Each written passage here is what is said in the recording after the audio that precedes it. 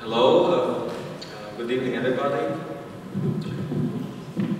So, I'm Marc Prüst, on behalf of Riga Photomonth. It is my pleasure to welcome Marc Prüst. Today we start a series of talks that we will be holding for the next few weeks. Tomorrow you're welcome back for a talk of Deborah Bell, as well as two openings, which will be just over there. Marielle and Mark will be at the library.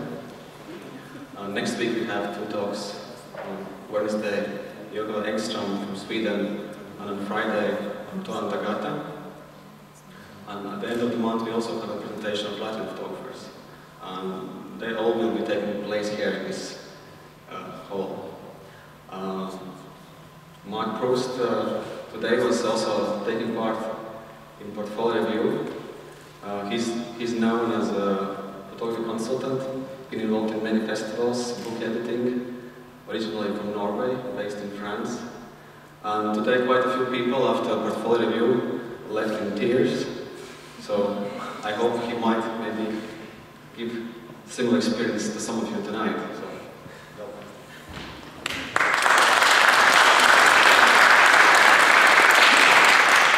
Thank you. I hope I didn't hurt too many feelings during the portfolio reviews. I'm actually from the Netherlands, not from Norway, but I do live in France.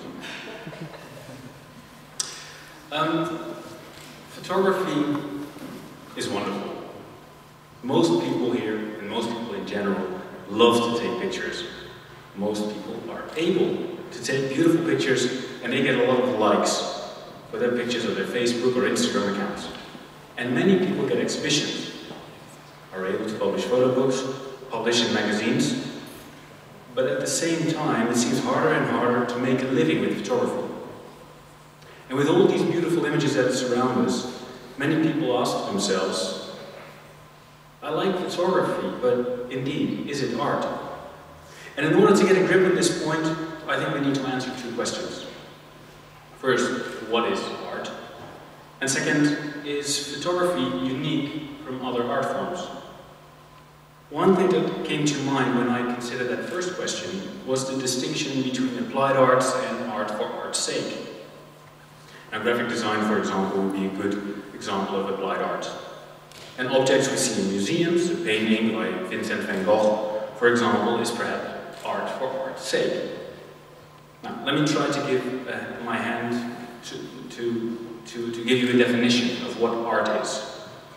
I think art is a highly individual expression by an artist of how he or she sees the world, its state, and the position of mankind within that world, a view of the human condition. Again, that's a very personal definition. And Vincent van Gogh fits this definition quite nicely. He was extremely autonomous, he never even sold a painting, he never worked on commission, he was a true artist, uncompromising, living for the sole purpose of creating his art. But Van Gogh never really had to sell anything. His brother, Theo van Gogh, paid him monthly allowances. So Vincent never really had to worry about making any money. He got money from his brother. Also, Vincent was not really a game changer in the arts. He was part of a movement that would have happened without him anyway. And Van Gogh became famous because he was the perfect artist. He was drunk, he traveled a lot, had famous friends, he went crazy, he got a vizier, and then he died in his 30s by committing suicide. It's a perfect story. And the best of it is, we can read all about it in all the letters that he wrote to his brother, mainly his brother Theo. Because Theo's wife kept all those letters. Now, the adoration of Van Gogh's work started quite long after he died, when in the 1950s they made a movie about his life called Lost for Life. In 1962, so 12 years or some 10 years after the movie was made, there was a deal that was closed between the Van Gogh Foundation, that kept all his works, and the Dutch state. And the Dutch state bought all 600 paintings and drawings by Van Gogh and some of his contemporaries, maybe Paul Gauguin, from that foundation, and they bought the entire collection for 50 million guilders, which was at the time about $7–8 million US. They built a museum around that collection, which opened in 1973.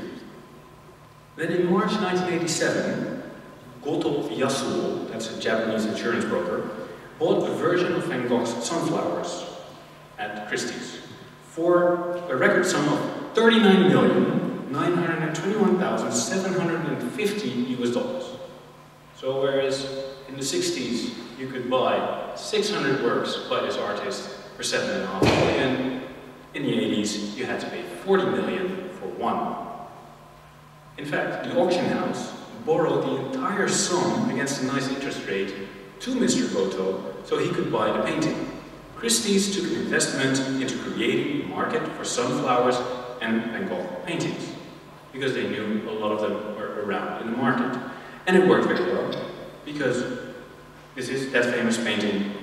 The effect was that there were top prices for Van Goghs, and sunflowers became the symbol of prosperity and good fortune in Japan. Art for art's sake. Now, we have another Dutch painting from the Netherlands. I'm proud of our artist, Rembrandt van Rijn. And he worked a lot on commission. He sold his work for reasonable prices in his day and was quite well known among his contemporaries for his art and his craftsmanship. But not all his clients were always happy with his work. Now, his most famous piece, The Night Watch, which is this painting, you might know, I hope you can see it. The painting is on a permanent display in the National Museum of the Netherlands, the Rijksmuseum in Amsterdam. And what we see here today is only 82% of the original. Two strips on both sides were cut off so that it could fit on the wall of the commissioners at the time. When it was first displayed, several of the people in the painting were quite unhappy with how they were represented, because they were in the dark, there was not enough light on them. So they commissioned another painter to draw up a list of names which is added onto the original painting. Now, both Van Gogh and Rembrandt's paintings are in museums, both their work sells for very high prices, but their methods were very, very different. Rembrandt was almost an applied artist. He created applied art. It was not graphic design, obviously, but his work served a purpose. Van Gogh's work only served his own purpose. For me, between the two, Rembrandt is the more important painter. The better craftsman, surely, but also more influential, more important. And what I think makes Rembrandt a true artist, that he was able to superimpose his vision on the human condition onto his commissioned work. His clients weren't always happy, but all in all he was quite successful in convincing his clients with his superb craftsmanship and his unique vision. Art, in my view, is a means to express the artist's opinion on the state of the world. Another example. The Guernica by Pablo Picasso. Now, some small history, you might all know it, but just to be sure. During the Spanish Civil War of 36–39, the German Nazi regime supported the fascist ruler of Spain, General Franco, against his leftist opponents. And officially to block a possible retreat of the guerrilla fighters, but actually to test the strength of the German Air Force, the Luftwaffe, they bombed the city of Guernica to ashes. When Picasso learned of this massacre, he painted his 3×8-meter masterpiece for the World Exhibition of 1937 in Paris. And using various symbols from his earlier work, the painting is a protest against war in general and Franco's fascism and Nazism in particular. And a famous anecdote goes that when Nazi officers who occupied Paris in 1940 saw the painting, asked condescendingly to Picasso, "Haben Sie das gemacht?" And he answered, "Nein, das haben Sie gemacht." Is it beautiful? Oh, hardly. Is it art? Absolutely yes. Is it art for art's sake or applied art? I don't know, but it's art, it's painting, it's art with a message. Created by an artist who had something to say about the world around him. About the world, its event, and its state. A piece with a piercing, haunting, and very eloquent message. Until now, I've spoken about the art form that resembles photography quite a lot, painting. But I personally think there is another form of art, at least in today's society, is very closely related to photography as well: literature. Because almost everyone in a modern society, like here in Latvia, is able to read and write, everybody is able to photograph. Text is used for everything from shopping lists to status updates on Facebook, advertising campaigns, crime novels, and high literature such as, say, Leo Tolstoy. Photography in that respect is fairly similar. It's used for status updates on Facebook, to record noteworthy events like weddings or births, for advertising campaigns, and to document the major events in our lifetime, like wars, famines, and natural disasters. And while we all know how to read and write, I can fairly safely assume that none of us here today has the power and the eloquence with words as someone like Tolstoy or Shakespeare. We all acknowledge that knowing how to write does not mean that you know how to write a novel. There's another similarity, I think, between literature and photography, and that's, in my opinion, the concept of context. Most people have come up with a brilliant phrase at one point in their life, but to create more brilliant phrases and to use them to tell a story, and perhaps even a story that speaks about a vision on the human condition, that's something else. Indeed, Shakespeare was able to do that. Letters, words, sentences become valuable, become understandable when they are placed in a certain order, arranged and composed according to certain rules and regulations, and create something else, a poem, a story. And yes, if you want to write literature, poetry, or even something as simple as a letter or email, you need to be aware of those things. The grammar, the rules, but also the history. Nobody would dream to write on Napoleonic Russia without having at least heard of Tolstoy's War and Peace. And even my neighbor back in France, who likes to paint flowers in her free time, and whose work is surely more crafts than arts, is aware of Van Gogh's sunflowers, Monet's lilies. It's, in my opinion, no different in photography. Photography is not a separate part of our culture, but more and more an intimate part of it. Because we live in 2014, and I love the work of Henri Cartier-Bresson, and he was an absolute master of the medium, highly important in shaping its understanding through the decisive moment and as a co-founder of Magnum. But to think of Cartier-Bresson or his images as the ultimate achievement in photography kind of seems strange to me. His images, this image, was taken more than 80 years ago. In photographic terms, that's ancient history. There's no need to repeat his work and to repeat his work and then expect the work to be more than a nice picture. It's a craft more than an art. And to create beautiful images in today's world is no longer enough. The decisive moment is no longer the defining theme in photography. Theorists and critics and practitioners are still trying to come to terms with the rapid changes that are happening in photography. But ideas such as the camera as looking machines or reappropriation of images, the defining context, are currently much more relevant discussions than the decisive moment. Like in literature, you have to know the grammar of photography, the rules of composition, the usage of contrast, colors and light, and how to guide the viewer through the frame, how to keep the viewer inside the frame, how to apply a consistent style, how to build stories and typologies, portfolios or narratives. Those are the basics.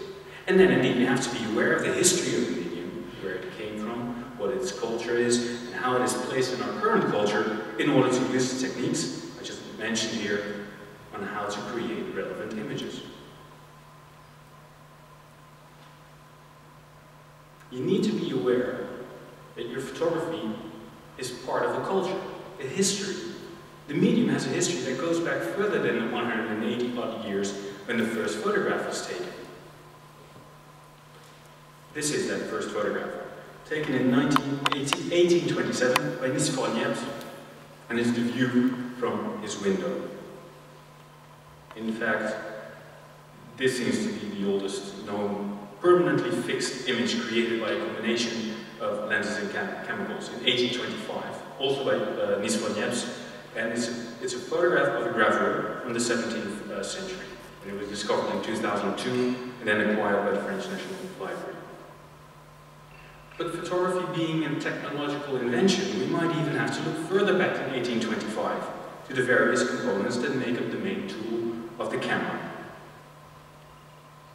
This, for instance, is a crucial element in photography. It's the lens. And here is a picture of the oldest known lens in the world.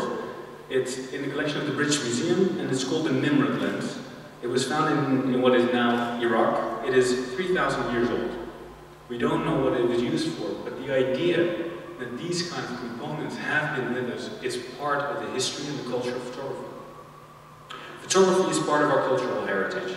It shares a history with visual art, with literature, and we can judge photographs along similar merits as other arts. Is there nothing then that makes photography unique? Of course. For one thing, photography is unique in its relation to time and reality. And the impact of an image is very different from the impact of a written or spoken text. Photographs have the power to show us something we have never seen before, and it allows us the time to contemplate and to return to it at will. And I think this photograph really shows us something that we've never seen before. And you might think that's just a fairly ordinary night view, but that's Earth down there.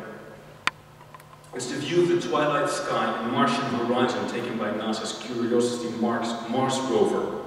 And it includes Earth as the brightest point of light in the night sky. It was taken last January.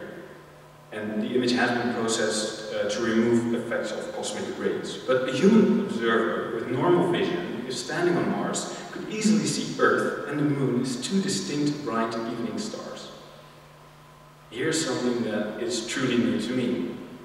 My own planet, our own planet, has an evening star.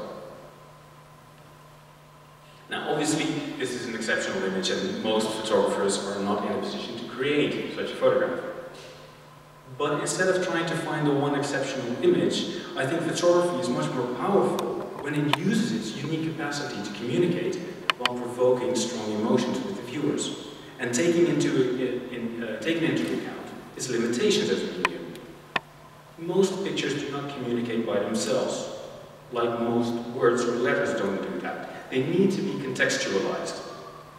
Photographs need to be seen in a certain place, surrounded by other images with text and perhaps other relevant information in order to be understood. And when they do, they can tell stories.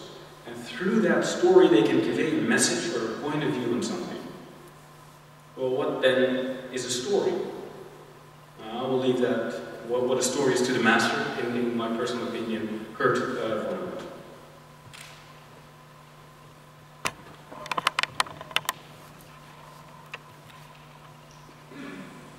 Has created a body of work of startling eccentricity and universal appeal. His singular view of the world applies not just to his stories and characters, but to some of his theories as well. Well, there's no reason why the simple shapes of study can't be fed into computers. They are beautiful shapes. This is the GI axis, good fortune, ill fortune. Sickness and poverty down here, wealth and boisterous good health up there. Here's the very middle. Now this is the BE axis. B stands for beginning.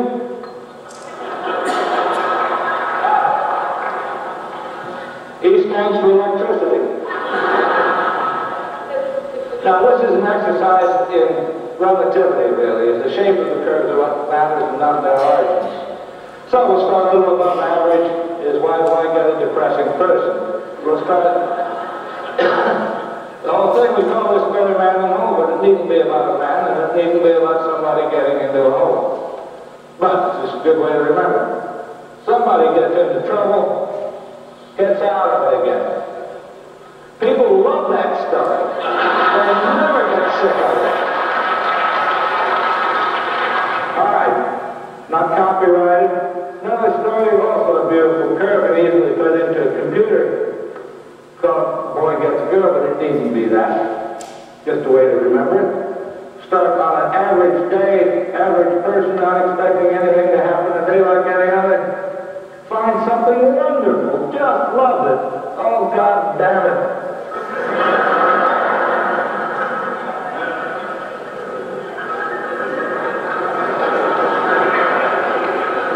got it back again. People like that. Now, these are beautiful curves, and this gets a little complicated. Computers can now play chess, so I don't know why they can't digest this very difficult curve I'm going to draw for you now. And it so happens that this is the most popular story in our civilization, Western civilization, because we love to hear this story. Every time it's retold, somebody makes another $1 million. You're welcome to do it. Now, surprisingly enough, I've said it's depressing. You know, people don't like stories about below average days and people. But we're going to start way down here. Worse than that, who is so low? It's a little girl. What's happened? Her mother has died. Her father has remarried a vile-tempered, ugly woman with two nasty daughters, big daughters. You've heard it. See?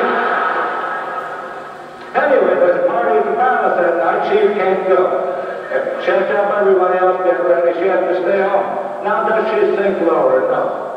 She's a staunch little girl, and she has had the maximum waxing fate, which is the loss of her mother, as she can't go any lower than that. Okay, so the fairy godmother comes. Gives her shoes, gives her stocking, gives her mascara.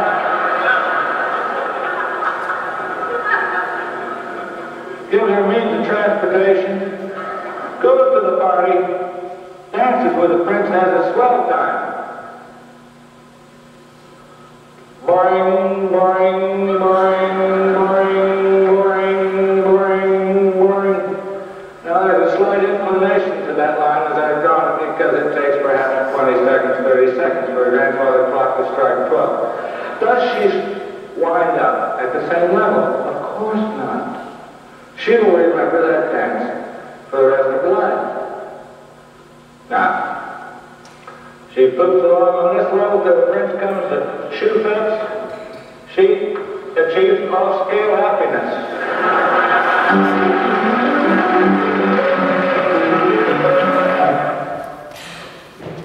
I think a very funny way of expressing it.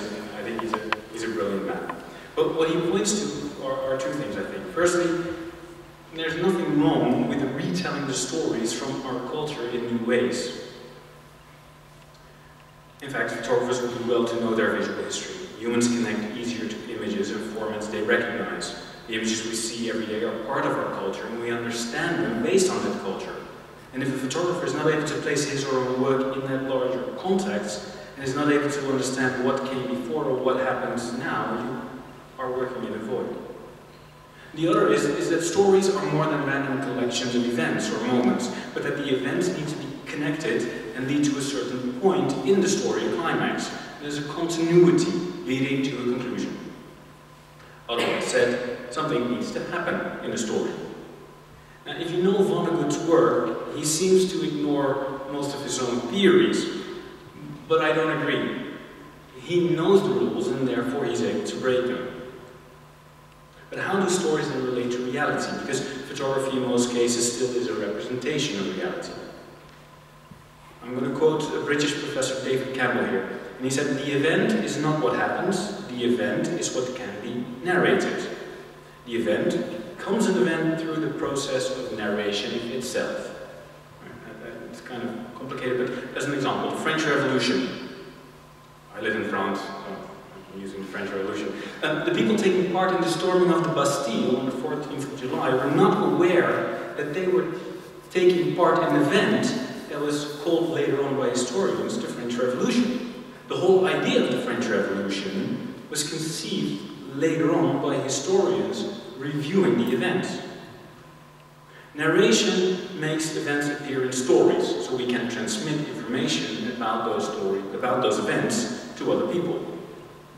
And when you tell a story, when you're a narrator, you select only those events and parts of events that are usable for the story that you want to tell. And you leave out others that do not fit your story. A narrative, a story is not there to be found, but it needs to be constructed, consciously and knowingly. But of course, a photographic story is not necessarily a narrative. Most photographic stories or series are not narratives as such, but typologies, portfolios, road trips, chronologies, or catalogs. Again, just like a poem is composed on a combination of its form and content and how they interact, I think photographic series need to be composed with a similar awareness. Are you obliged as a photographer to follow all these rules then? Well, no, of course not. But I'm convinced that you need to know the rules before you can break them. Of course, an edit needs to look good. It needs to be beautiful. Images need to fit together nicely. But an edit made purely on a visual basis leaves me personally blank for lack of content.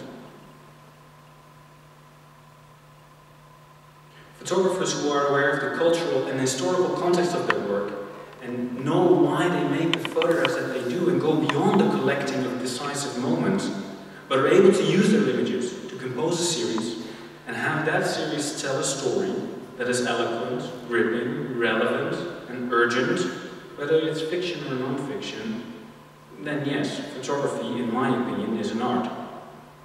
And I guess it's then up to everyone individually to decide what matters to them and to develop, based on what you like, what you know, understand, where you come from, a taste in photography. Because there are just too many images around in today's world. We need some kind of criteria to decide which of all those billions of images are worth paying attention to. And to me, as this is ultimately always a very personal answer, photography is art when the photographer has something relevant and interesting to say, is able to use photography to communicate that to me, and when photography is more than pretty pictures, when I see an original worldview which is able to question my own understanding of the world around me, that forces me to address what I thought I knew, and then to change those ideas and beliefs, that is art. I thank you for your attention.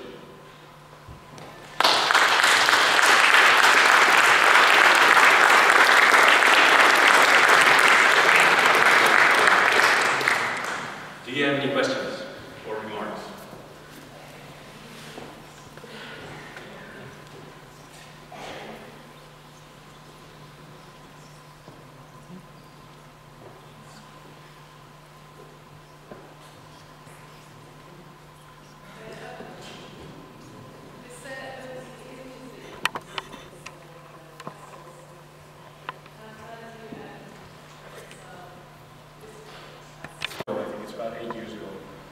He printed the number of pictures that were uploaded on Flickr on a single day.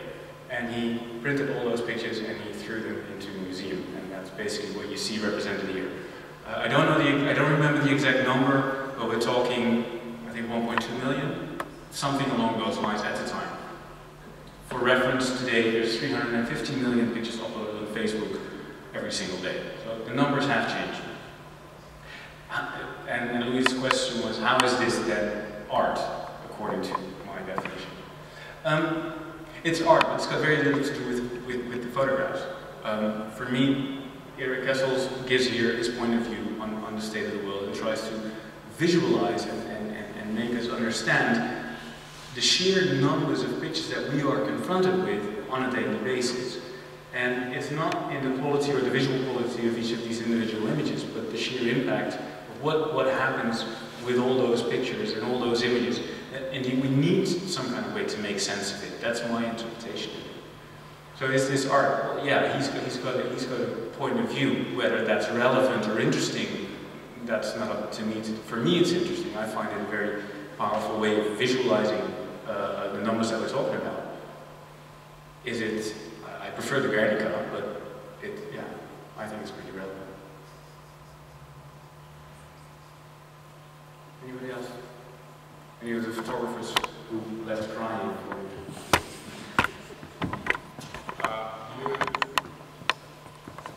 Sometimes you can read on the internet or in the comments about the flow of photography we have today, the flow of pictures, that is a tsunami coming over us, and this is what that picture is also representing. But do you see that as a threat to photography now when everyone is a photographer? You partly answered it in the comparison with the letters and words, but where do you think, in your opinion, photography is going, and how will art or photography that you regard then stand out from this flow? I think with all the changes that are happening today in photography, a lot of practitioners and thinkers about photography still haven't really figured out what to do with all those images and how to define where it's going. I mean, we see so many photo festivals and there's enormous amounts of photo books, and everybody just loves taking pictures and sharing pictures. And instead of writing a postcard home, I went to the beach, we just WhatsApp a picture of the beach to our friends back home. I mean, we communicate through photographs.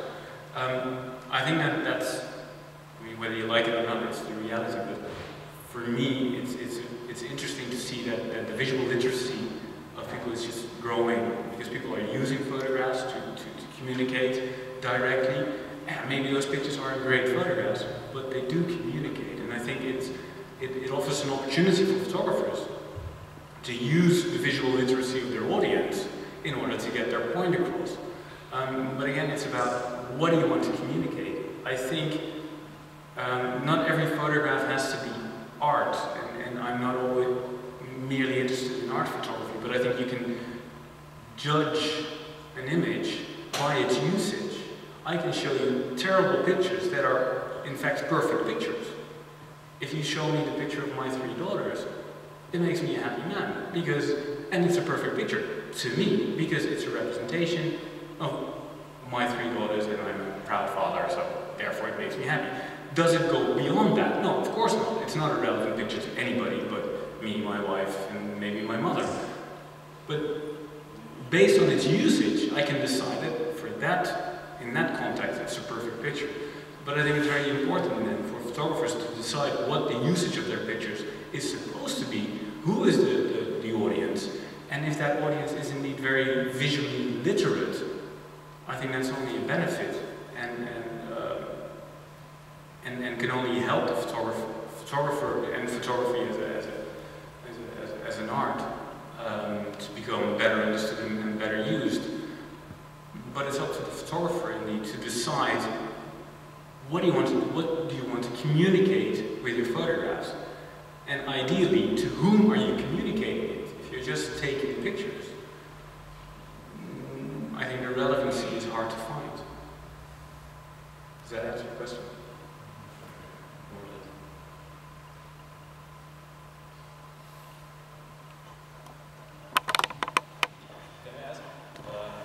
I understood that nowadays the picture, the one picture doesn't work like it was before in the 80s. There was just one picture and it was considered as a piece of art. Now you say that you must build a series, like a photo story, and only then it can be. So it works better now. I mean, rare criticism is still very successful in creating single images, of course. But as a general rule of thumb, what makes photography essentially different from, and that's where for me literature comes in, to create one single great image is something that everybody is able to come up with one brilliant sentence. That doesn't make that person a writer or even a successful writer. Anybody today is able to take a brilliant photograph. You just have to take a lot. You just put a 5 gigabyte memory card into your camera and try a lot. That's not a proof of you being an artist or you being capable of taking good photographs. And I think indeed you need to prove to the outside world that you are better than just somebody who got very lucky taking pictures. I mean, if you take a brilliant photograph, it's great, but you won the lottery in a way. And I play the lottery, but I'm not buying a Porsche until I win the lottery. If you take pictures and you want to make a career out of your photography, if you want to use the photography as a way to express, then I do think you need to be able to build series and create photographs that are consistent in style and coherent in style and consistent in quality, in order to be able to communicate, in order to be noticed. With all these pictures that surround us, yeah, I'm sure if you look hard enough, there'll be 10 really good pictures there. But you'll never be able to find them. And in order to stand out, building series, but more importantly, having something to say with those series, being able to communicate with those series, I think is one very powerful way to stand out of the crowd and be noticed.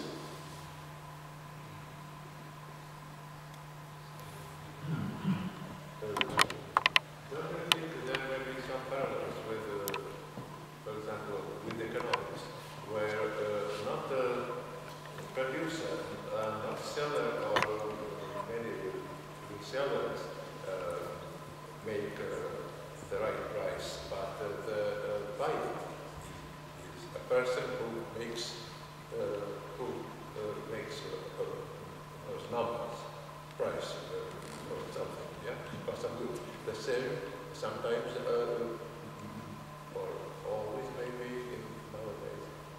maybe in photography and other kinds of arts. When a watcher is a person who can tell for himself only, is it does he accept that piece to be enough?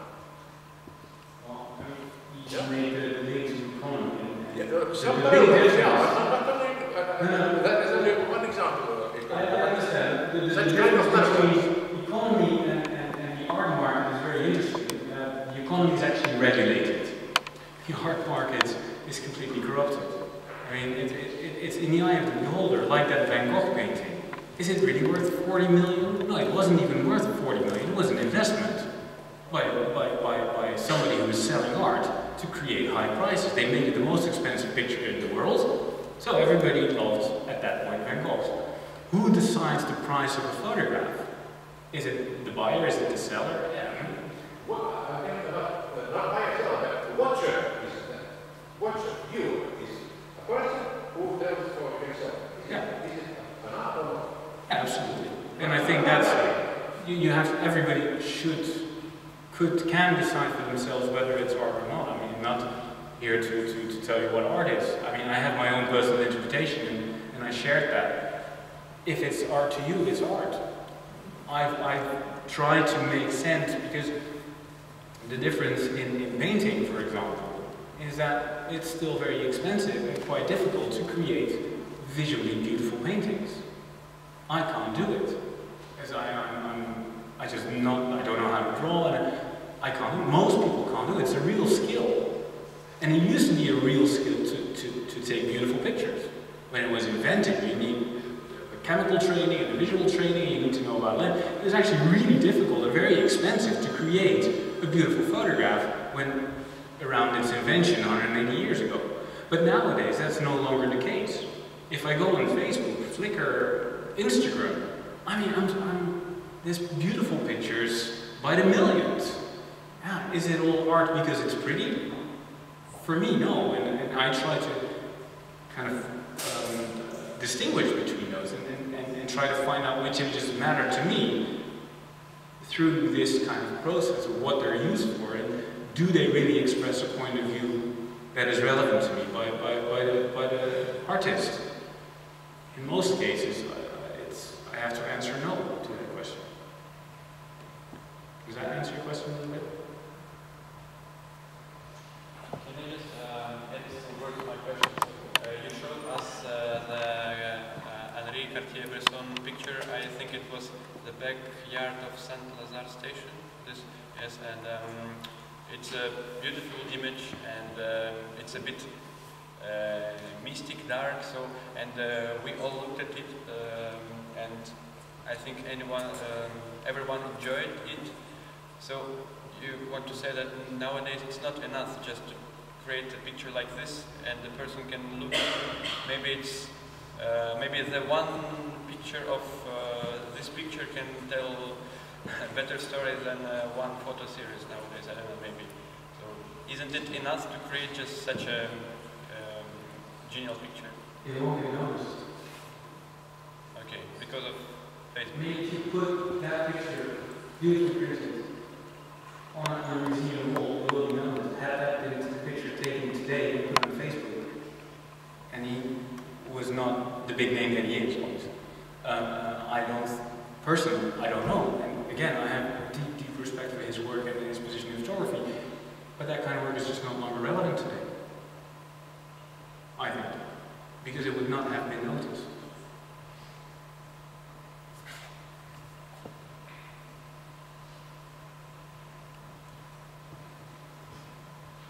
No more questions? So you once said that viral photos is not real, but it is real because there is some cases when you can see the viral photos. They go viral in even one photo. Oh, absolutely. And I think it's, again, this is a single picture. I find it extremely convincing. But also, where did I see it? Published on the website of NASA. Otherwise, I wouldn't have seen it. The context in which I see a photograph is defining in your understanding of it. Of course, there are viral pictures. Is it art? I mean, and how can you guide that process? You want to get lucky and create a viral shot? Be my guest. Great. If it happens, wonderful. But it's like playing the lottery. And again, there's this difference between, I think, I mean, most of what I said was focus on photography as a form of art. And again, not every picture has to be art to be interesting. I mean, I can't really call this picture of Earth taken by a robot. Is it art? No, it's not art. But it's a photograph that shows me something that I have never ever seen before. And for me, this is, in today's world, technological. I mean, seriously, that's Earth there. I find it mind-blowingly interesting. It never went viral, which kind of surprised me personally. But of course there is. But if you want to have a handle on this as a photographer, and you need to know what you're saying and why you're saying it and to whom.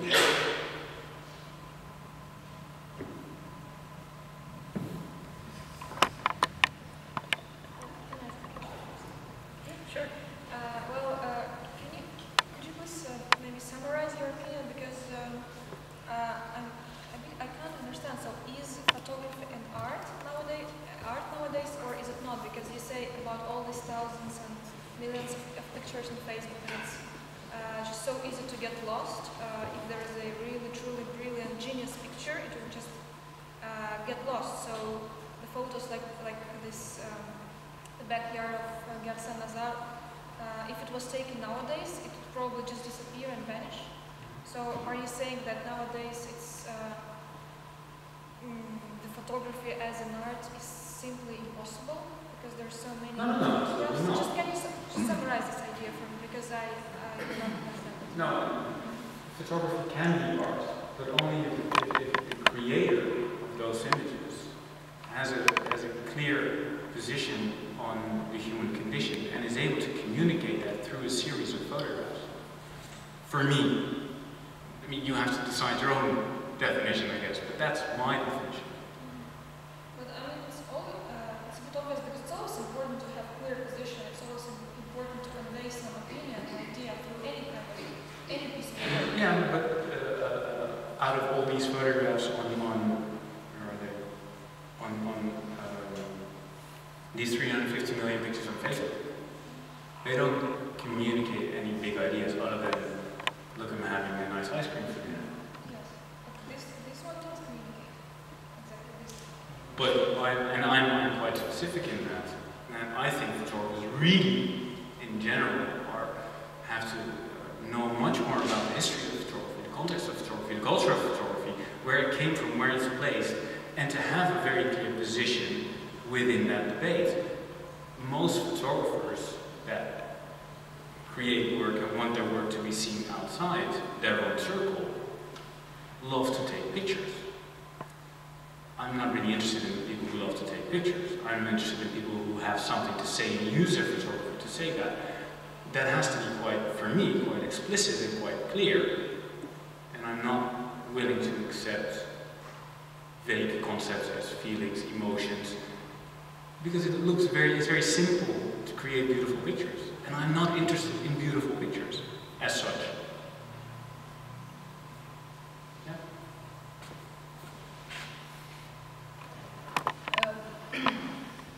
I was thinking about, you started your speech with talking about the big artists from the 20th century, like Van Gogh and these icons that had very strong, for us who were born, for my generation, probably all of us here, we have a notion of the artist that is very grounded in 20th century view of the artist as a genius, and like one man of a man who was carrying this genius way of expressing the world according to him.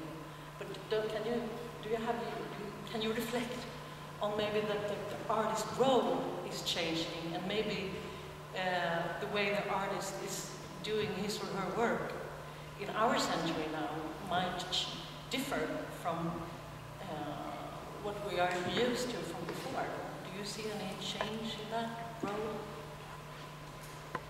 Do you get my question? I understand what you mean. I don't find myself capable of really commenting on the position of the artist within our society. I do realize that it's always easier to look back, and it was always better in the past, right? That's a common, and that's always been the case. Back in the day, artists were still respected. Van Gogh was never respected. I mean, Rembrandt really had a very tough life, and it's and he died very poor. You know, it's of course the position of the arts is changing in our society, but it doesn't make it doesn't make their role less important. I'm not so interested in the artist as a person. I'm interested in what he has to say. Maybe a lot of artists don't have that much to say. They create beauty, and that's important. Yeah, that's not sufficient for me. I look for a point of view. I want to indeed be touched by something that changes my own worldview.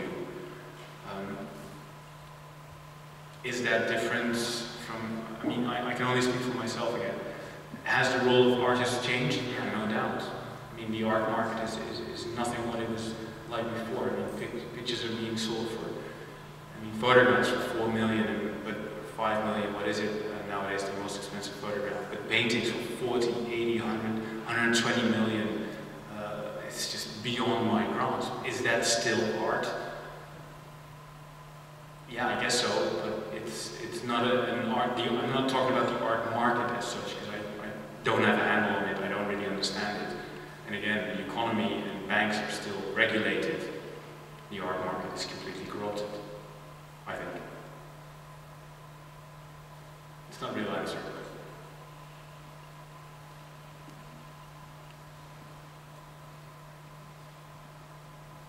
No more questions?